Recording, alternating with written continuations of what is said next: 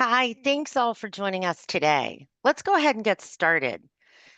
Just as a reminder, this is a recorded session. Welcome to our fourth installment of our Coffee Talk series. I'm Erin Harchick, and I'll be the moderator of today's call.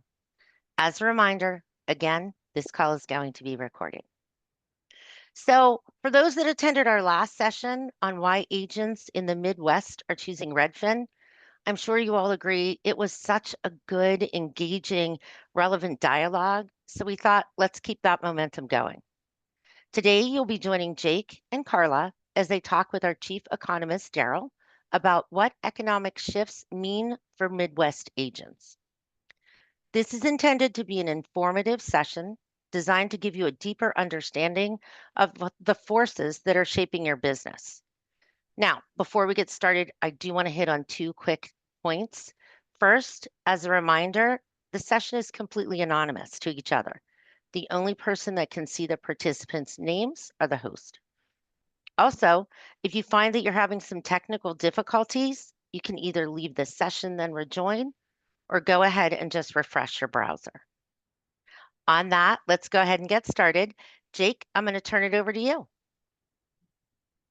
Awesome. Thank you, Erin, and thank you everybody who's taking time out of their busy mornings to join us for our latest installment of Coffee Chat with Carla and I. And feel free, grab your coffee, sit back. Let me introduce Daryl Fairweather. She is our chief economist here at Redfin. She continues to lead an amazing team of researchers as her and her team continue to study the biggest trends in real estate and the macro economy. She's Redfin's top news spokesperson. I'm sure you have all seen Daryl out there in the media representing Redfin in what's all things economic in the housing market.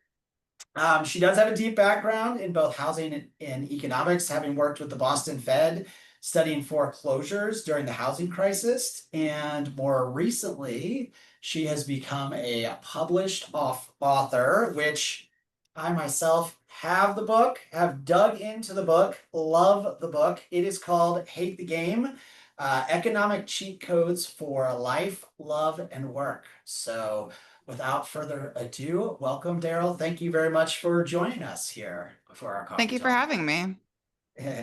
All right, well, let's get started. We want to deep dive a little bit into how economics are truly shaping and the housing market, particularly here in the Midwest. I think most of our guests are here in the Midwest, and I also know you have a very big love for the Midwest as well yourself. So we're excited to get started.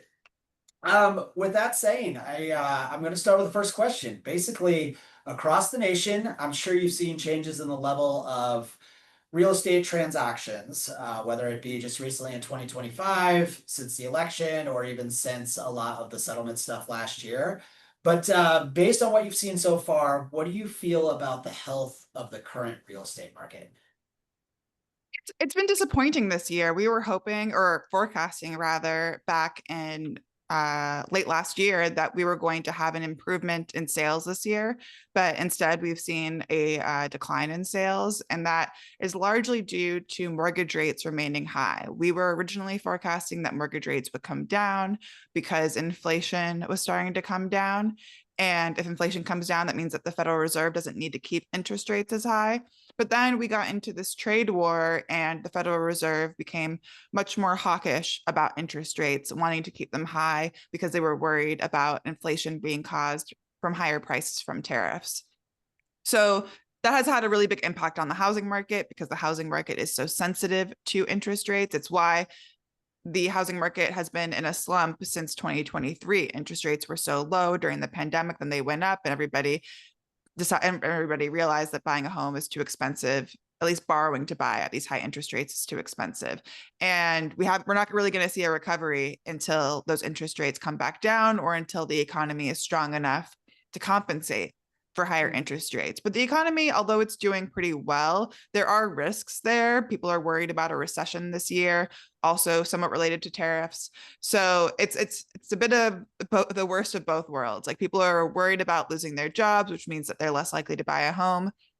And also these higher interest rates make it more expensive to buy a home. Sellers have come back a bit. We're seeing a slight uptick in new listings, but it's from record lows. So it's still not really enough to move prices just yet. Prices are still high. They're up 4% nationally, but I think they will come down a bit later this year. The Midwest is a bit special though, because the Midwest, unlike the rest of the country, they experienced a different version of the pandemic housing market. Yes, low interest rates improved values in the Midwest, but it wasn't by a whole lot. It wasn't like what we saw in Texas or Arizona. And because of that, there's still room for growth in the Midwest. Buying a home is still like doable in the Midwest, even at these high interest rates, because you can still find $200,000, $300,000 homes that are affordable to people on the local incomes. And incomes have been growing in many Midwest cities as well. So that's why we're seeing a bit more price growth in the Midwest, but they still have the same inventory problems, which is why sales are still disappointing. I love that. Just to touch on something that's really hit the news waves lately this week is just the idea that supply has sort of surpassed the number of buyers in the market. But you had touched on the fact that it's based on really record lows. So you're saying it hasn't really made much of an impact, particularly on prices. Think that in some markets, like in Florida and Texas, for example, we're already seeing prices come down. There's probably more room for prices to fall, but that's because there was so much new construction during the pandemic that these homes for sale, a lot of them are new builds. We didn't really see as much of that in the Midwest. There was some new construction, but builders weren't willing to bet big on the Midwest the way that they were on the way that we're willing to in the South, because the South has had this history of population growth. And the Midwest in recent history, it's had population decline, but that seems to be changing now, where the Midwest is starting to grow. But I think builders, just because of the history of like where it's profitable to build, didn't really believe that during the pandemic. Now, unfortunately, because interest rates are high and also the tariffs make materials more expensive, there could have been a construction boom happening right now, but I think it's not going to happen because of those forces that make it still expensive to build. Obviously, from the Midwest perspective, I love to hear the news that, you know, things are trending up. But can you touch a little bit more? You just did mention the tariffs that have obviously been the leader of the news cycle nationally. They're clearly going to affect the housing market. Can you tell us a little bit more about how you see those tariffs, either how they've already affected the housing market or how they are potentially going to affect the housing market in the future? Most direct way that tariffs impact the housing market is by making materials more expensive. And we already got a taste of this during the first Trump administration. They put tariffs on Canadian lumber. And so that did impact construction a bit, but there were other forces that made it still profitable to build, like strong demand and low interest rates. Now we have the tariffs, which are, they're kind of going in and out, so it's hard to like measure the exact impact. A lot of builders like imported materials ahead of time, so it might not be impacting their costs right now. I think the bigger factor for new construction is interest rates, because that means it's more expensive for them to borrow to build, but it also means that the buyers have less money to spend on the homes that are built. So I think we're going to see a slump in new construction that's starting this year. And it probably would have been a slump with or without the tariffs, but I think the tariffs just make it even more of a slump. And also the tariffs indirectly impact the mortgage rates, right? So the reason mortgage rates are high or interest rates are high, which also impacts builders, also has to do with the tariffs, but it's more of the inflationary effect on tariffs on the entire economy than the direct effect on building. Gotcha. Yeah, makes tons of sense. I think that is sort of the hottest topic that as agents we're hearing from buyers out in the market as to, low inventory and just how is the Trump administration truly going to affect their ability to buy a home. On that topic, sort of piggybacking, one of the things that I think we've seen here in the Midwest, and maybe you could talk a little bit about, is the cost of building a home is significantly like higher than the buying a new resale home, and it's really held the builders back. Have you seen anything like that across the country or particularly here in the Midwest? It is true that building homes can be quite expensive. And in some markets, it makes sense because values are going up. That's why there tends to be a lot of building in the South, because a place like Austin or Dallas or Phoenix, they've had a consistent flow of people into those cities from more expensive coastal cities. So even though the new construction is a bit more expensive than the existing homes, the builders there know that there's going to be people with money who can afford them. In the Midwest, the math is a bit different because you don't have the same kind of influx of highly paid people to buy up new construction. But at the same time, there aren't enough existing homes for everybody who wants to buy them, especially because of the mortgage rate lock-in effect. Those owners don't want to give up their cheap mortgages by listing their homes. So if somebody does want to move into a community, sometimes the only option is to build. The Midwest has pretty cheap land, so that helps in terms of keeping the price low, but the materials are still expensive. The labor is still expensive. And you need to be able to justify that to a buyer. And it kind of depends on the availability. There is very low inventory in the Midwest. So I think that there is some support for new construction, but the people who most want to buy homes right now are first-time home buyers. And usually they're buying the older existing homes. They're not ready to buy a new build. Yeah, I think we could go on a whole nother coffee talk about people being priced out of the areas that they're working in the Midwest right now. But that's super interesting. Thank you for touching on that. Let's sort of shift outside of the macro economy and more towards what you're seeing as far as just the immediate housing market and how it's affecting agents' lives. We are now a year into requiring buyers to sort of agree to pay their agents commissions or be required to sign that buyer agency or buyer rep agreement. Have you seen anything across the country or any significant reduction around commissions, or have they generally stayed the same? Commissions have generally stayed the same. And I think there's two reasons for that. One is just status quo bias. People are used to, playing by certain rules in the housing market, and you don't want to be the one person who is doing things differently, especially if there's not like a clear benefit to that. So I think what we're seeing is people following these rules of having the buyer sign a contract with the agent right when they meet. But those contracts, for the most part, mimic the old system where it's still going to, but although the buyer is paying the agent directly, they're still planning on asking for the seller to contribute to that with the closing costs. And sellers are still willing to do that because that's the way things have always been done. So it seems like people are kind of defaulting to just the way things have always been done.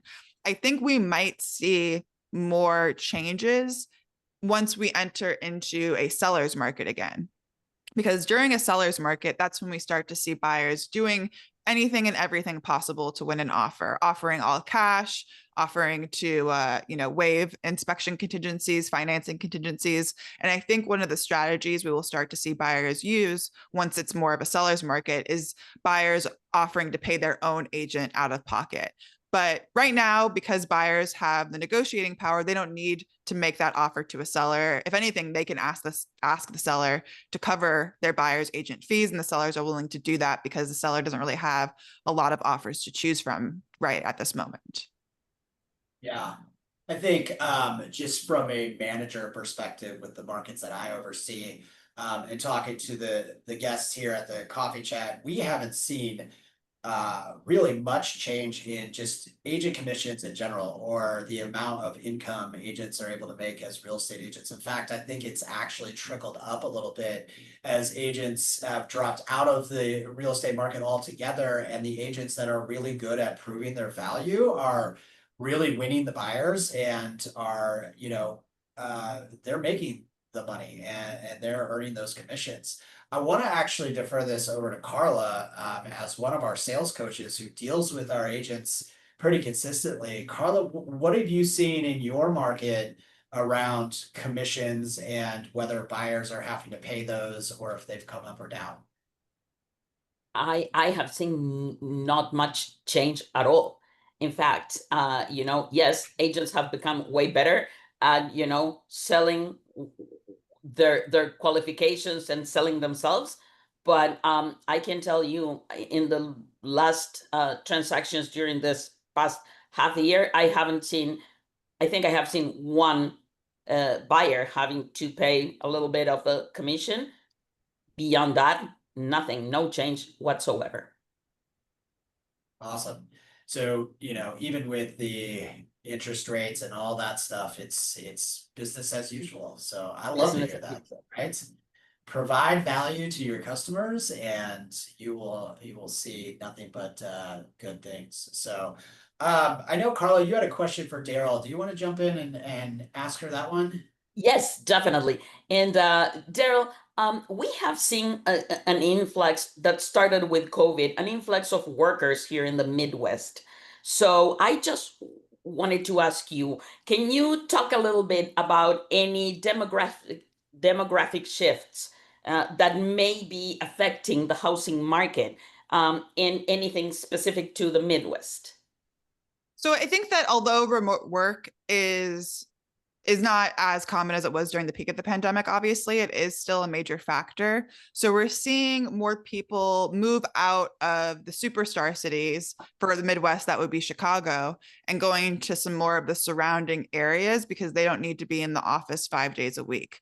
I think that's why Milwaukee has home values almost as high as Chicago now, which historically is pretty unusual. Milwaukee was a more affordable alternative to Chicago, but it is on the Amtrak line. You could conceivably live in Milwaukee and commute to Chicago a couple of days a week. So those housing markets have equalized more or less now. And I think that's also true just across like commuter lines going out of Chicago into the different suburbs. And even for like a city like Minneapolis or Detroit or these other hubs, the surrounding areas have gotten a bit more popular. But also, these cities have better economies now than they did in the last part of the 20th century. It's not like the dying Rust Belt anymore. These cities are starting to grow again and starting to grow their incomes. Places like Cleveland, for example, that you think of as being, more on the downward trend, are starting to be on the upward trend again. And that just means that the people who grew up in the Midwest, who want to stay in the Midwest, they have better job options to stay there. And that means that they're more able to buy a home here. So it's not quite like what we've seen in the South, where there's a lot of coastal people coming in. It's more that the people who live in the Midwest are doing better. They're living in different areas within the Midwest. And yeah, there are certain markets that are really benefiting from that in terms of the home values going up. Nice. Makes So I sense. just wrote down steer clear of Milwaukee. It's getting expensive up there. Well, Guys, Milwaukee's also getting nicer. I think that also might be part of the all reason, right, because I like love it. when people move Milwaukee's in, you great. get better amenities. You get like, they have a great basketball team, obviously. So Yes. maybe Yes, that's it why. is. It's a great city, for sure. And you're right, the commute to and from Chicago is not bad at all. I think we've also seen the same thing happen in a resurgence of the Northwest Indiana area, particularly around like Valparaiso, and as you go around the lake. We've seen, just from a Redfin perspective, a huge uptick of listings and buyers wanting to sort of make that jump into a much more palatable sales tax, property tax range, and still work out of the big cities. So Absolutely. great point. Just so maybe for a little motivation for the agents that are on this call, working in the Midwest, is there any sort of projections or anything you've seen, particularly in the labor market growth in the Midwest, that could keep us motivated to continue to work here and continue to sell homes here in this area? Yeah, and when I was just looking at some of the population trends in some of the cities across the Midwest, and it seems like over the last couple of years, population has been growing faster than it was, say, before the pandemic or in the early 2000s. So I live in the Midwest. I'm one of the people that moved here. I live in Wisconsin, Lake Geneva area, for anybody around there. So I'm pretty bullish on the Midwest. I think that compared to other parts of the country, the cost of living is quite low. There's growing job opportunities. I think that the climate used to be seen as kind of a negative, how cold the winters are, but we're probably going to lose less people to Florida over the coming years because Florida has gotten so expensive and their climate is changing as well. So I think fewer people are going to leave the Midwest, and give it some time. I think more people will start to move to the Midwest because there are many livable cities where it is still quite affordable if you have a salary that is at least pretty strong. I love it. Love to hear it. All right, Yeah. one last question. I know the answer. I know that you've been out there publicly talking about it, but I would not be able to get you out of here without asking about your projection on the interest rates, because that's what every buyer wants to know as they meet their real estate agent for the first time. So real quickly, just give us what your projection of the interest rates looks like over the next 6 months to 12. It's pretty boring. We're expecting interest rates to stay pretty much flat. I think maybe the silver lining there is that there's no reason to wait for interest rates to drop more. But there is upside. I mean, they could drop. That we are always hoping for that upside. But yeah, right now our projection is that interest rates stay the same, which would mean that sellers would have to come down in price. Maybe not in the Midwest because of the dynamics I talked about, but nationally, sellers are asking for too high of asking prices relative to what homes are actually selling for. That's a bigger issue in Florida and Texas markets. But I think even the Midwest, we're probably going to see we'll probably continue to see stable value growth. This year, it was a bit more spiky, but I think moving forward, it will start to look a little bit more reasonable. Yeah. Obviously, none of us have a crystal ball. Things like we discussed, tariffs, taxes, all those different things come into play. But it sounds like it's going to be a pretty consistent ride over the next few months and into 2026. With that said, I will also state to any buyer and any agent out there to help your buyer understand over the 50-year average, we're looking great. I mean, even year over year, I think we've been down at some point 50 basis points. So if you look at the time span, interest rates are in really great shape and will continue to sort of stay in that area. But with that said, Daryl, thank you so much for joining our coffee chat. You are an amazing resource that Redfin agents have to reach out to. We hope you continue to pass your knowledge out there. We see you out on TV. And for those, again, Hate the Game is the book. It is amazing. It is just super relatable. It's an easy read. It is not full of economic jargon and all that stuff. I, as somebody who is not an economist by nature, loved it. And so let me real quick share my screen and you guys can see. If you want to get a hold of any of us on social media or follow us, again, my name is Jake Johnson. It's at Redfin on Instagram. Carla is our amazing sales coach, and you see Daryl, our chief economist at Redfin, and then Aaron Harchick, our amazing recruiter. So thank you very much, everybody, for coming out, for joining us. Thank you again, Daryl, for your time. And with that, we wish you a great day. Thanks so much. Thank you, Thank Daryl. you. Thanks, Bye. everyone.